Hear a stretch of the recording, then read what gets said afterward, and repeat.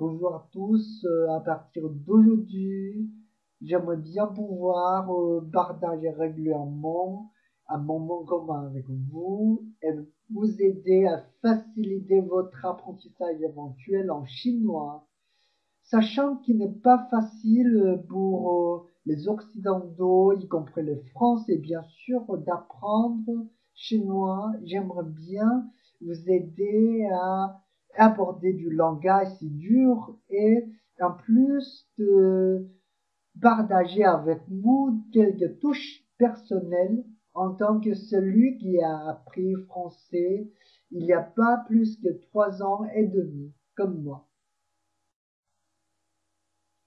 Alors, avant de commencer notre apprentissage, j'ai une question à vous poser aussi. En plus, c'est une question tout bête, tout simple. Pourquoi voulez-vous apprendre chinois? Parce que je tiens vraiment votre réponse. J'aimerais bien comprendre pourquoi les étrangers aiment bien apprendre une langue qui ne fait pas partie, voire il n'y a pas de lien avec l'origine. Comme moi, je prends français qui ne fait pas partie de ma culture et pour vous, les Occidentaux, voire tout le monde dans le monde entier, pourquoi voulez-vous apprendre chinois? J'attends vraiment votre réponse. N'hésitez pas d'ajouter quelques commentaires dans mon site YouTube ou vous pouvez aussi me contacter par quelques moyens possibles. Euh, merci en avance. Alors, c'est quoi le chinois comme langue? Pour la plupart des peuples vivant en Chine, le chinois comprend deux systèmes. Un système de l'écriture commune et l'autre système de langage différent qui s'expriment aussi de manière très différente. Et souvent, quand deux Chinois se rencontrent, ils se fait simplement comprendre par un échange de l'écriture, mais il se fait pas comprendre par la parole, c'est-à-dire c'est souvent quand des Chinois, ils causent, mais ils comprennent pas du tout ce dont parlent les autres. Alors, vous pouvez vous assurer, hein, ce n'est pas que les étrangers qui ne comprennent pas le chinois et qui ne fait pas comprendre par les Chinois. Et c'est souvent le cas pour les peuples qui vivent en Chine. Vous voyez la nécessité d'inventer un langage parlé commun pour faire comprendre un peuple au sein d'un pays, d'où le putonghua.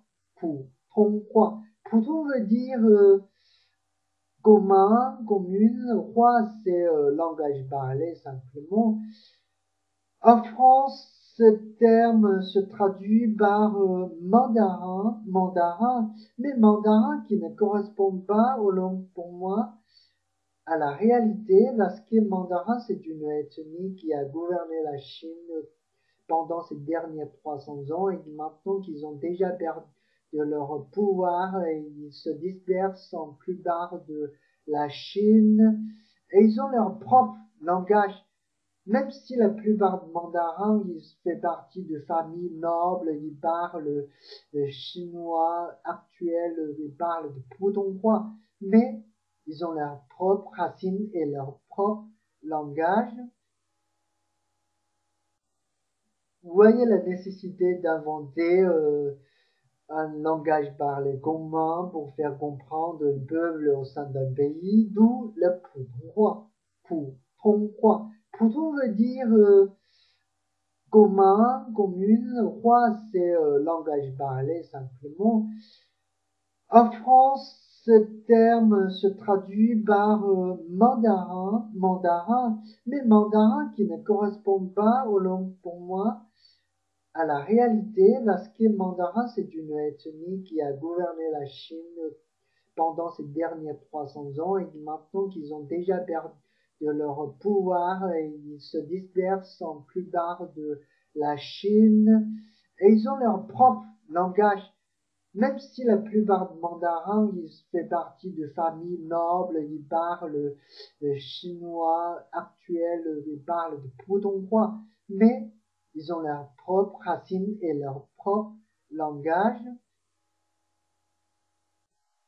Le chinois est une langue ancienne, une langue très ancienne, avec une culture primitive qu'on a trouvée récemment sur la carapace des animaux. Ce qui est tout incroyable est que, par rapport aux autres langages, le chinois ne s'est pas beaucoup évalué au fil du temps. Si tu as fait lire une personne qui n'ont pas de fond, voire rien de fond historique, rien pas d'éducation supérieure, les livres de Confucius, et tu le demandes s'il comprend un peu le sens général de livre. Souvent, la réponse est oui.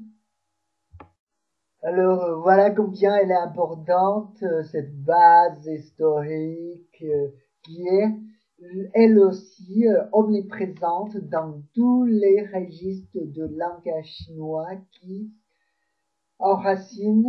s'enracinent profondément dans cette base.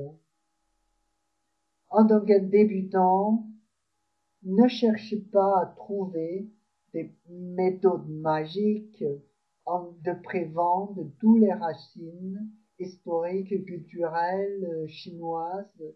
Ça, c'est impossible pour vous d'apprendre ou pour vous de vous faire comprendre par les Chinois. Alors, une autre remarque, j'aimerais bien vous rappeler de temps en temps ce lien historique dans des épisodes qui suivent, dans des cas particuliers, pour vous faciliter aussi votre compréhension. Je vous conseille fortement d'avoir un angle de vue plutôt comme un tourisme qui va découvrir un lieu, un endroit, qu'un étudiant qui apprend des langages qui n'est guère important, voire qui n'est point intéressant. Alors, c'est tout ce que je voulais dire dans cet épisode. Merci beaucoup. Bye bye. À la prochaine.